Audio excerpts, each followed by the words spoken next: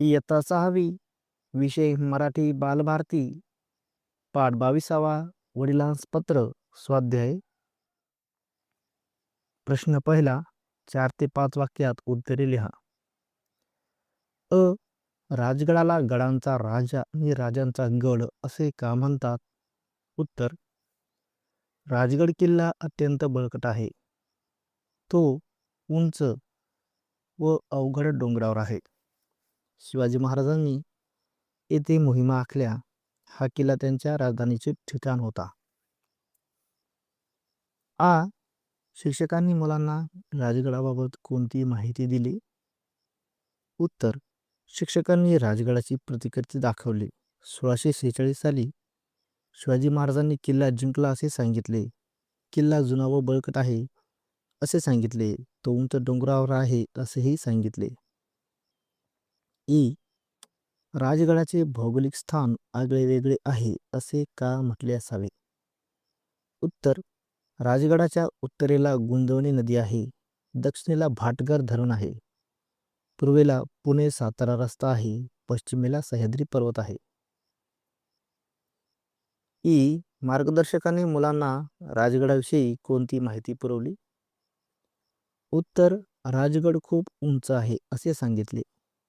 त्याचा घेर मोठा आहे असे सांगितले. शिवाजी महाराजांनी त्याचा विस्तार केला. येथे राजधानी होती असे सांगितले. ओ. समीरला किल्ल्याचा आकार उपड्या ठेवलेल्या सिलिंग फॅनसारखा का जाणवला?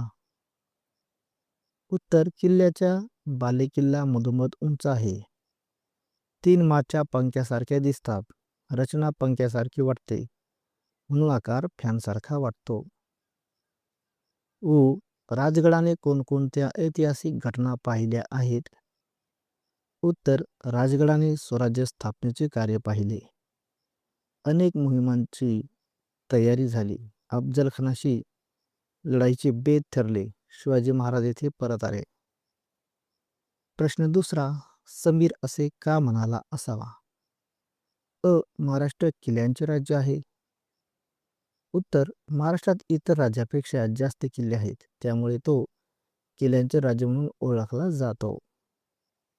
आर. किल्ल्याहून मला परतावंसं वाटत नव्हतं. उत्तर. राजगडाचे सुंदर निसर्गदृश्य समीरला खूप आवडले. तो त्या सौंदर्यात हरखून गेला, त्यामुळे त्याला परत जायचे वाटत नव्हते. ई. मला एक फलक खूप आवडला. उत्तर. त्या फलकावर अनेक वीरांचे नाव लिहिले होते, त्यामुळे तो फलक समीरला आवडला. ई.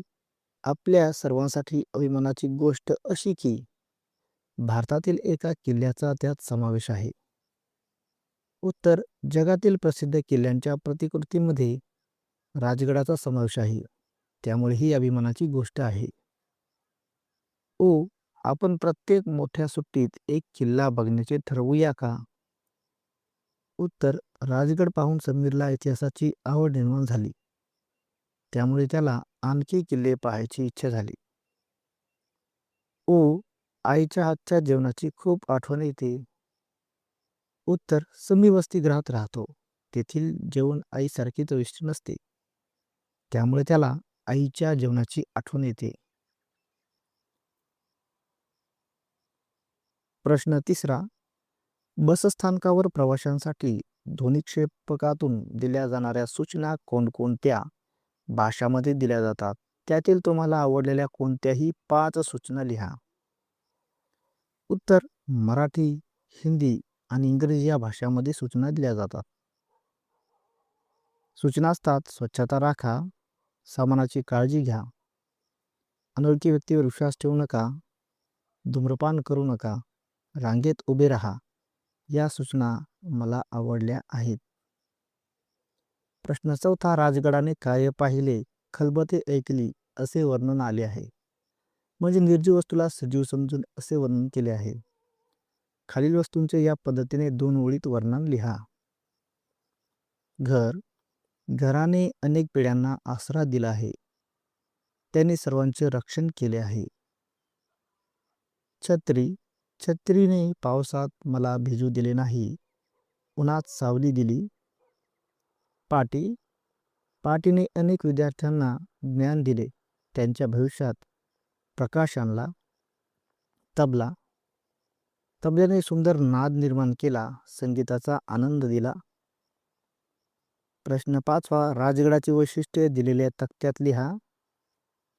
राजगडाची वैशिष्ट्य: जुना, सुरक्षित, बळकट, अतिउंच, विस्तीर्ण.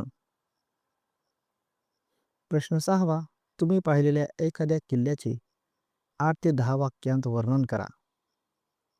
मी राजगड किल्ला पाहिला आहे. तो उंच डोंगरावर आहे. किल्ला खूप मजबूत आहे. शिवाजी महाराज येथे राहत होते.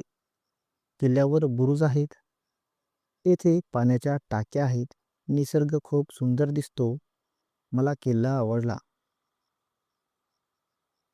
प्रश्न 7वा, समीरचे पत्र वाचून समीरचे बाबा त्याला काय उत्तर पाठवतील याची कल्पना करा व लिहा. उत्तर: चिरंजीव समीर, आशीर्वाद, तुझे पत्र मिळाले. राजगडाचे वर्णन वाचून आनंद झाला. तुला इतिहासाची आवड आहे हे पाहून अभिमान वाटतो. सुट्टीत आपण किल्ले पाहायला जाऊ. अभ्यास कर आणि आनंदी राहा. तुझे बाबा. खेळूया शब्दांशी. अ. खालील शब्दांत लपलेले शब्द लिहा. अ.